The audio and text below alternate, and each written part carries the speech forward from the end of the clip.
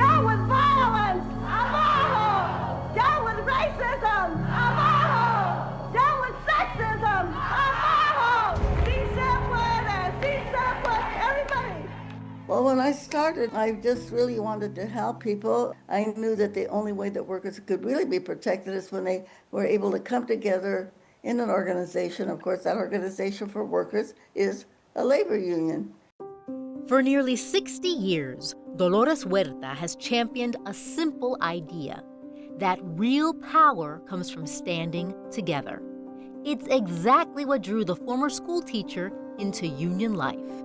Decades later, another Latina teacher would follow a similar path to union leadership, even before she knew what a union was. I became a teacher, and on my first day of school, a woman came up to me and handed me a bunch of papers, and she said, "Hey, I need you to sign up for the union."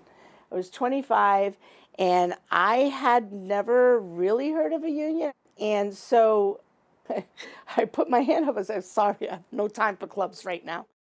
And what once seemed like just another club that she eventually joined became the foundation for Rosado-Ciriello's leadership when she became the first Latina president of the Yonkers Federation of Teachers in 2017. We have a motto here at the Yonkers Federation of Teachers, and that is, we all go out together and we all come back in together. Like, nobody is left behind, nobody.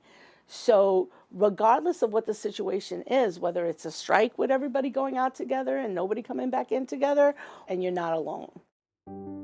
According to the Bureau of Labor Statistics, women now make up nearly half of all union members in the U.S.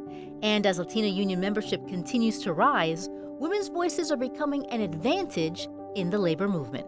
I think being a woman actually gave me an advantage because people do not expect you as a woman to speak out. But I think also it makes what you say more believable.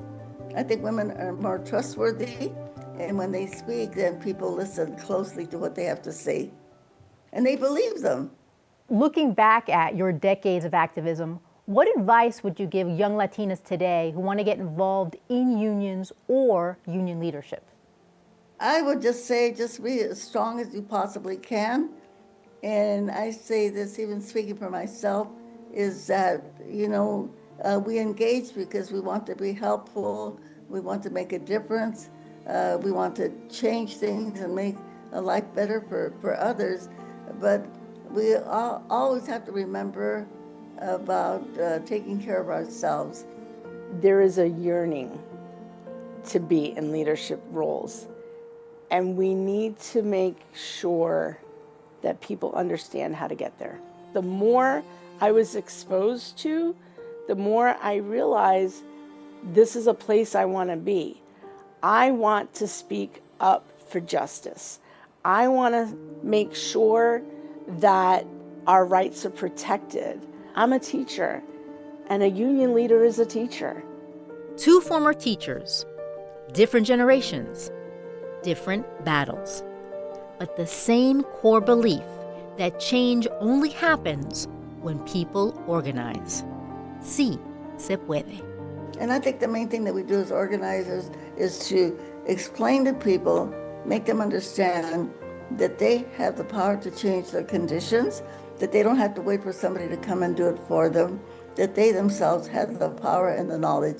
All we have to do is, again, get together, take that direct, nonviolent collective action, elect the people that we want to govern us, whether it's on our school board, our city council, our state legislature. This is our Congress of the United States. This is the way that we build power. And there's nobody in the world that can do this better than Latina women.